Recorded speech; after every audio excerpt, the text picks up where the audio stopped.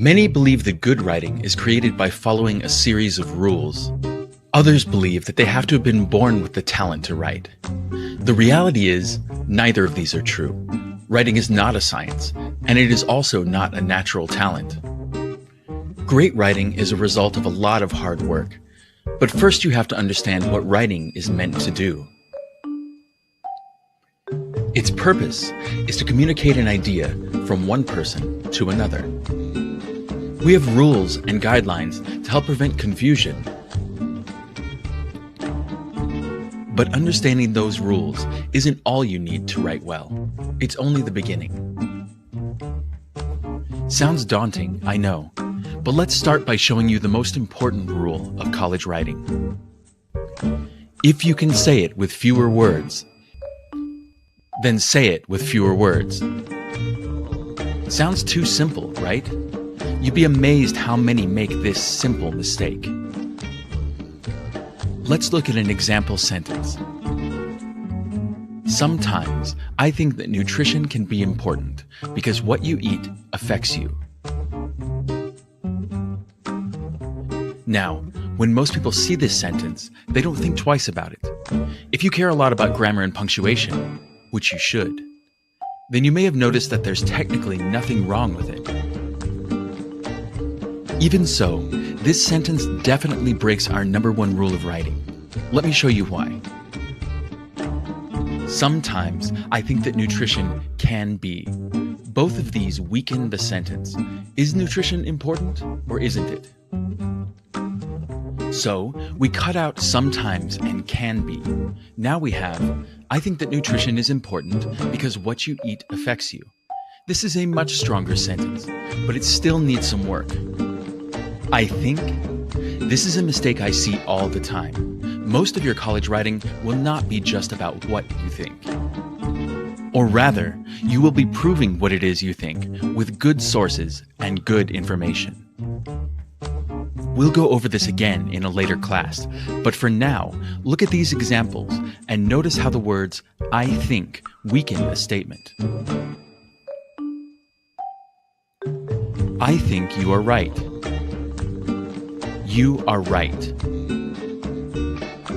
I think animal abuse is wrong. Animal abuse is wrong. I love you. I think. So we take out I think. Look at our sentence now. Nutrition is important because what you eat affects you. We could shorten it even more.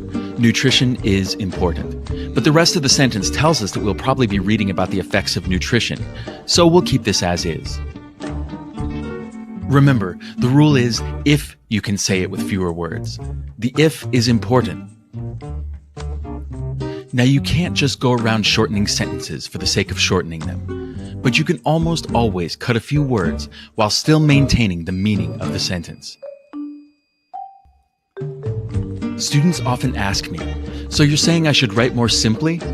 Yes, absolutely yes. Learning to write simple, direct sentences is the number one way you can improve your writing and your grades in college.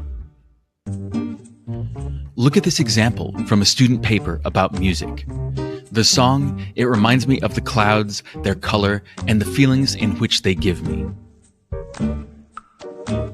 There are a lot of problems with this sentence, but let's try to fix it by making it simple and direct. This song reminds me of white clouds and good feelings. It's not a perfect sentence, but isn't it much better? Let's look at one more example sentence. With this song, I learned a lot about myself, and to trust myself, and to find someone worthy to be with me, and I finally did, after a lot of tries. By now you should recognize that that sentence takes too long to say what it's trying to say.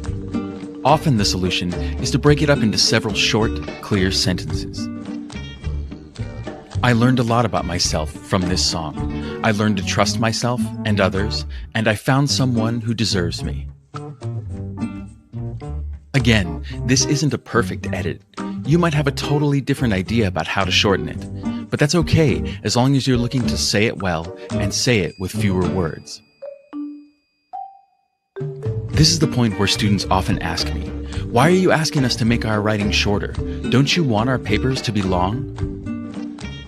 It is true that you'll have page requirements for most of your assignments in school.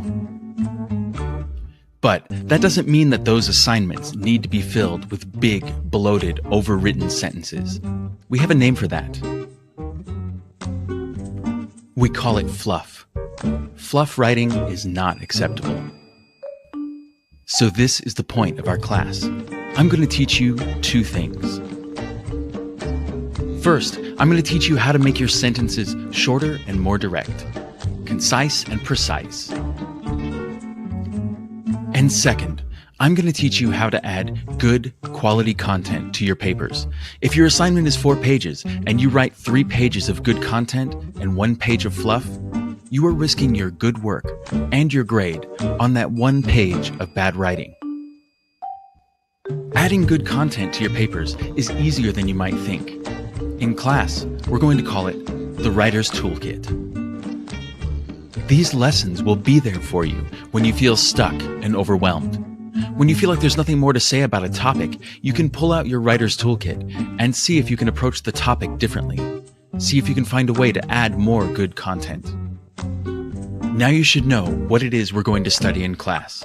Remember, if you can say it with fewer words, then say it with fewer words. If you have trouble with things like commas or run-on sentences, come see me on the first day of class.